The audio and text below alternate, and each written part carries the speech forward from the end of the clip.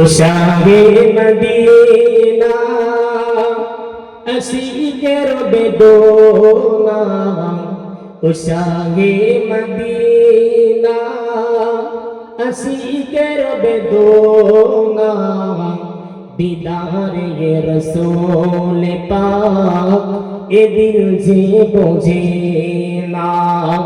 ও মসজিদে কোবা, ও খানা বাইতুল্লাহ, দিদারে নবাবী এ দিল যে বোঝে না। আল্লাহুম্মা সাল্লি আলা নবীর তাজিম, নবীর সম্মানে আকাশের ফারিস্তারা রাসূলকে সালাম দিয়ে গিয়েছিল। জোরে বলেন সুবহানাল্লাহ। ও ভাইজানেরা, জোরেরা, যুবকেরা, পর্দার সিনা তুমি কামার বোনেরা, আম্মা জানাবেনা বলে আমি লক্ষ্য করলাম আকাশের তারকারাজিগুলো জমিনের নিকটবর্তী হয়ে যায়, আকাশের চন্দ্রগুলো জমিনের নিকটবর্তী হয়ে যায়, গাছগাছালিগুলো জমিনের নিকটবর্তী হয়ে যায়, জঙ্গলি জানোয়ারগুলো জমিনের নিকটবর্তী হয়ে যায়। আম্মা জানাবেনা ভাবতে লাগলেন, না জানি ওই আকাশের নক্ষত্রগুলো জমিনে খসে খসে পড়বে, না জানি ওই চাঁদ সূর্যগুলো জমিনেতে খসে খসে পড়বে। ও জানেরা, জওয়ানেরা, যুবকেরা, আম্মা জানাবেনা বলে কিন্তু না না না, আমার কচি বাচ্চা মোহাম্মদ আগমন করার কারণে আমি লক্ষ্য করলাম ওই আকাশের নক্ষত্রগুলো নবী পাকের মহব্বতে, গাছগাছালিগুলো নবী পাকের মহব্বতে, জঙ্গলি জানোয়ার প্রাণীগুলো নবী পাকের মহব্বতে সকলে সিজদাতে নত হয়ে যায়। জোরে বলে এজন্য আল্লাহ বলেন, লাকাদ কানা লাকুম ফি রাসূলিল্লাহ, ও বান্দা এমন একটা নবী তোমাদের কাছে পাঠিয়েছি, এমন একটা রাসূল তোমাদের কাছে পাঠিয়েছি যে নবী পাকের ভিতরে রয়েছে উত্তম আদর্শ। জোরে বলেন সুবহানাল্লাহ। ও ভাইজানেরা, জোরেরা, যুবকেরা, পর্দার সিনা তুমি কামার বোনেরা, আল্লাহ রাসূলের আম্মা জান হযরত আমিনা বর্ণনা করে আমার কচি বাচ্চা মোহাম্মদ যখন দুনিয়ার জমিনে আগমন করবে, দুনিয়ার জমিনেতে যখন আবির্ভূত হবে, আমি ওই সময় লক্ষ্য করলাম ও জওয়ানেরা, আম্মা জান আমিনা বলে আমার ঘরটা ছিল একেবারে অন্ধকার, ওই ঘরে কোনো আলো ছিল না, ওই ঘরে কোনো লম্ব ছিল না, আমার ঘরটা ছিল খাজুর পাতার ছোঁয়া। ও জওয়ানেরা, যুবকেরা, তরুণেরা, বাপেরা, আম্মা জান আমিনা বলে 570 খ্রিস্টাব্দে রবিউল আউয়াল মাসের 12 তারিখে আমার কচি বাচ্চা মোহাম্মদ যখন অন্ধকার কুটিরে আসলো, যখন ঘুটঘুটে অন্ধকার ঘরে আসলো, ওই কচি বাচ্চা মোহাম্মদের নূরে আমার অন্ধকার কুঠিরটা নূরে নূরান্বিত হয়েছিল। জোরে বলে আম্মা জান আমিনা বলে রাসূল আসলেন ধরাতে, আসলেন দুনিয়ার জমিনেতে রবিউল আউয়াল মাসের 12 তারিখ। আল্লাহ পাক নবী মুহাম্মদ রাসূলকে মানবের কল্যাণার্থে, উম্মাতের কল্যাণার্থে, বান্দা বান্দি জাহান্নামে যাতে না যায় তার কল্যাণার্থে আল্লাহ পাক একটা নবী পাঠিয়েছিলেন, যে সেই নবী আমার আপনার জন্য দুনিয়ার জমিনেতে আগমন করছেন, আসছে। আম্মা জান আমিনা কচি বাচ্চা মোহাম্মদের ব্যাপারে বলে ঘর একেবারে অন্ধকার, একেবারে অন্ধকার, কিন্তু যখন আমার ওই বাচ্চা আগমন করলো, ওই বাচ্চা যখন আমার কুঠিরে আসলো, আমি দেখতে পেলাম কচি বাচ্চা মুহাম্মদ রাসূলের নূরে আমার অন্ধকার কুঠিরটা আলোয় আলোকিত হয়ে গেল। জোরে বলে সুবহানাল্লাহ। একটু ভালোবেসে বললেন না সুবহানাল্লাহ। ও ভাইজানেরা, জোরেরা, যুবকেরা, পর্দার সিনা তুমি কামার বোনেরা, আম্মা জান আমিনা দ্বিতীয় নম্বর বর্ণনা করেছিলেন। আম্মা জান আমেনা বলেছিলেন আমি দ্বিতীয় নাম্বার লক্ষ্য করলাম ওই কচি বাচ্চা মোহাম্মদ যেই না দুনিয়ার জমিনেতে আবির্ভূত হলেন আগমন করলেন ওই কচি বাচ্চা মোহাম্মদের জবান দিয়ে যেন কি একটা বিড়ি করে বলতে লেগেছে। আম্মা জান আমেনা কি করলেন কচি বাচ্চা মোহাম্মদের জবানের সামনে নিজের কানটাকে নিয়ে গেলেন।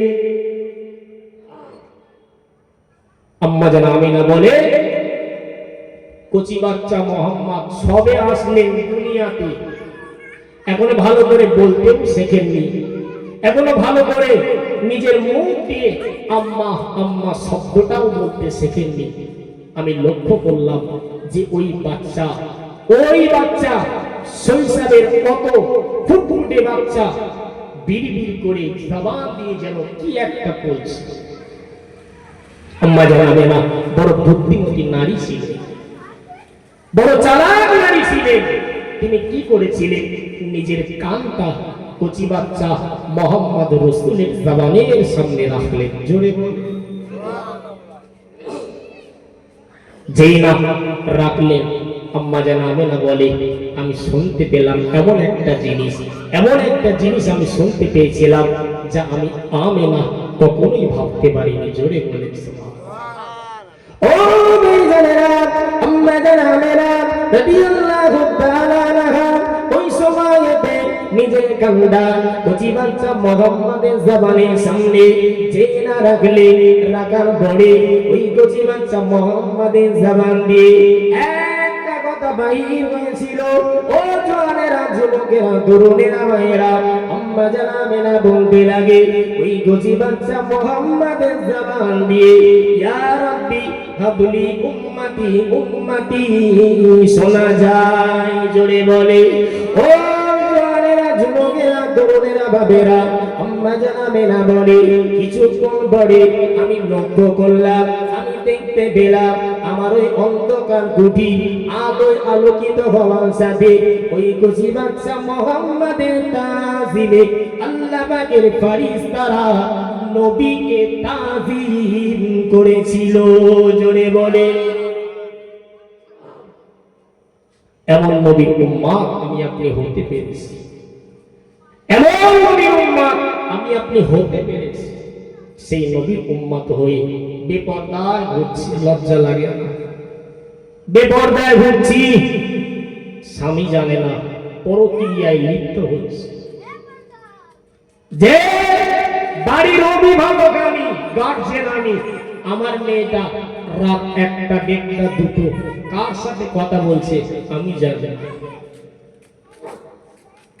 অথচ আমি বাড়ির অভিভাবক, আল্লাহ পাক আমার কাছ থেকে হিসাব নেন।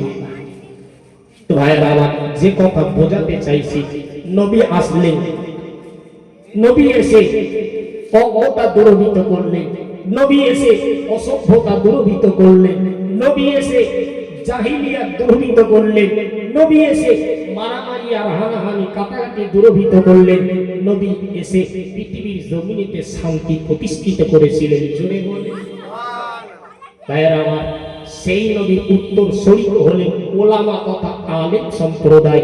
যে ফলে আলেম সম্প্রদায় হলো নবীর উত্তরসূরি। আমি মারা গেলে আমার ধন সম্পদ যিনি পাবেন তিনি হলেন আমার সন্তানেরা, আমার মেয়েরা। যে ঠিক অনুরূপ ভাবে রাসূলের চলে যাওয়ার পরে কোরআন হাদিস সমস্ত কিছু যারা দেখভাল করবেন, মানুষের কাছে প্রচার করবেন, তারা হলেন আলেম সম্প্রদায়। ফলে আলেম সম্প্রদায় কোনদিন মারামারি চায় না, হানাহানি চায় না, কাটাকাটি চায় না, শত্রুতা চায় না, হিংসা চায় না, বিবাদ চায় না, দুষ্কৃতজ্ঞ চায় না।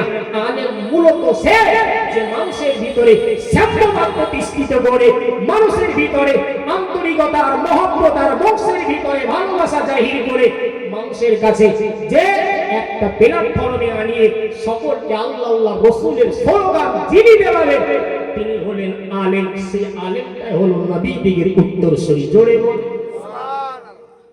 অথচ মিথ্যাচারিতা আলেমদের ব্যাপারে, মিথ্যাচারিতা হক ওলামাদের ব্যাপারে, মিথ্যাচারিতা যে ওলিয়া উলিয়া মাসায়েখদের ব্যাপারে মনে রাখতে হবে ওটাই আলেমরা হলো নবী দিগের উত্তরসূরি। জোরে বল সুবহানাল্লাহ। ভাই খুব ভালো করে বুঝুন, আমার 5 বিঘে জমি আছে। এখন আমি যদি মারা যাই, 5 বিঘে জমি আপনারা কি কেউ পাবেন? কেউ পাবেন? যে আমার যদি দুটো সন্তান থাকে, একটা মেয়ে থাকে, তাহলে ওই সন্তান দুটো আর একটা মেয়ে আমার এই 5 বিঘে জমি পাবে? পাবে? জি। তো রাসূল নাই, রাসূল চলে গেছে। এই কোরআন, হাদিস, ইজমা, কিয়াস মানুষের ভিতরে ভালোবাসা, মহব্বত যারা তৈরি করবেন, এই দায়িত্বটা জানাদের উপর রাসূল দিয়ে গেছেন। তারা হলেন ওলামা সম্প্রদায়। জোরে বলেন সুবহানাল্লাহ। এজন্য নবী আমার পৃথিবীর জমিনে এসে অশান্তি দূরীভূত করে রাসূল আমার শান্তি প্রতিষ্ঠিত করেছে। ভাইরা আমার, আম্মা জান আমিনা বলছেন ঘর ছিল অন্ধকার।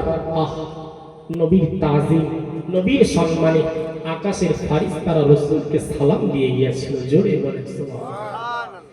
ও ভাইজানেরা, জোরেরা, যুবকেরা, পর্দার সিনা তুমি কামার বোনেরা, আম্মা জান আমিনা বলে আমি লক্ষ্য করলাম আকাশের তারকারাজিগুলো জমিনের নিকটবর্তী হয়ে যায়, আকাশের চন্দ্রগুলো জমিনের নিকটবর্তী হয়ে যায়, গাছগাছালিগুলো জমিনের নিকটবর্তী হয়ে যায়, জঙ্গলি জানোয়ারগুলো জমিনের নিকটবর্তী হয়ে যায়।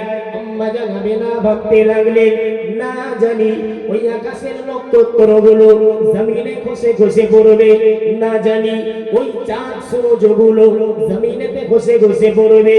ও জানেরা, জওয়ানেরা, যুবকেরা, আম্মা জান আমিনা বলে কিন্তু না না না, আমার খুশি বাচ্চা মুহাম্মদ আগমন করার কারণে আমি লক্ষ্য করলাম ওই আকাশের নক্ষত্রগুলো নবী পাকের মহব্বতে, গাছগাছালিগুলো নবী পাকের মহব্বতে, জঙ্গলি জানোয়ার প্রাণীগুলো নবী পাকের মহব্বতে সকলে সিজদাতে নত হয়ে যায়। জোরে বলে ভাই, আমরা নামাজে সিজদা করি কেমন ভাবে? একটা নিয়ম আছে। এখন আমাদের মতো গাছগুলো কি সিজদা করতে পারবে? পারবে? পারবে না। আমাদের মতো জঙ্গলি জানোয়ার আর হিংস্র পশুগুলো কি সিজদা করতে পারবে? আমাদের মতো এই আকাশের তারকা, জি নক্ষত্র, তারা কি সিজদা করতে পারবে? পারবে না।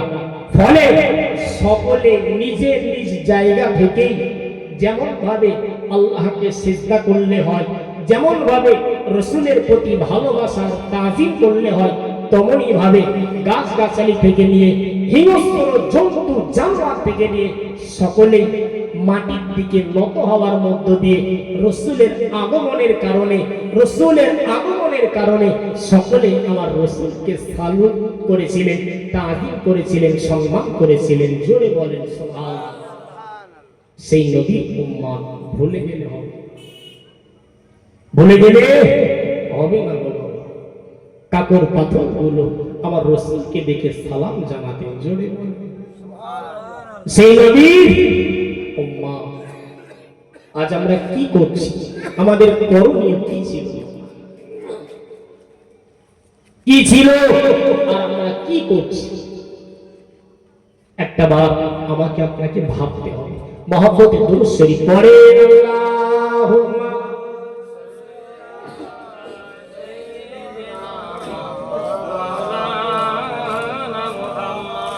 ওয়া আলা আলি সাইয়্যিদিনা, মহব্বতে দুরূদ শরীফ আল্লাহুম্মা সাল্লি আলা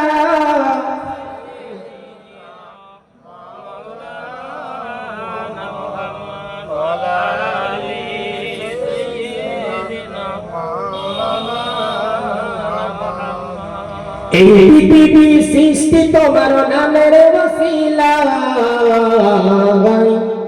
ও মদিনার কামলি ওয়ালা সালাম তোমায়, ও মদিনার কামলি ওয়ালা সালাম তোমায়। একটু তাকবীর দেন, নারে তাকবীর, নারে তাকবীর। মহান ইসলামিক জলসা বলেন না জিন্দাবাদ, নারে তাকবীর। এই পৃথিবী সৃষ্টি হলো তোমার ওসিলায়,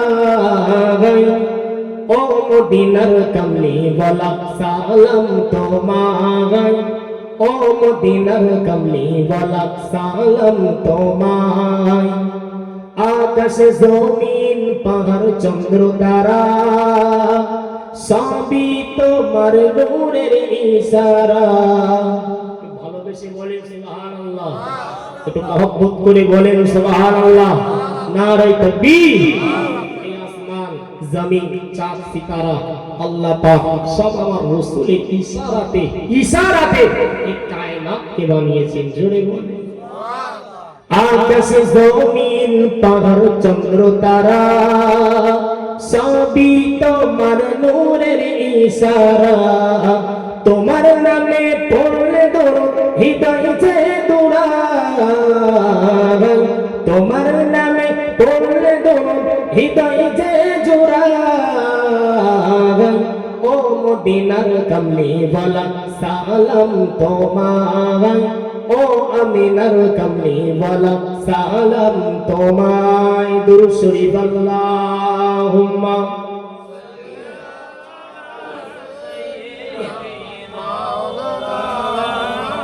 মুহাম্মাদে বলেন ওয়া আলা আলি সাইয়্যিদিনা।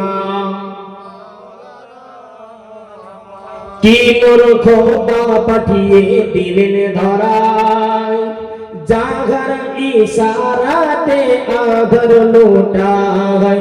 কি নূর খোদা পাঠিয়ে দিলেন ধরায়, জাগার ইশারাতে আধার লুটায়। তোমার শানে পড়লে দরুদ হৃদয় যে জোড়ায়। ও মদিনার কামলি ওয়ালা সালাম তোমায়, ও আমিনার কামলি ওয়ালা সালাম তোমায়। আল্লাহুম্মা সাল্লি আলা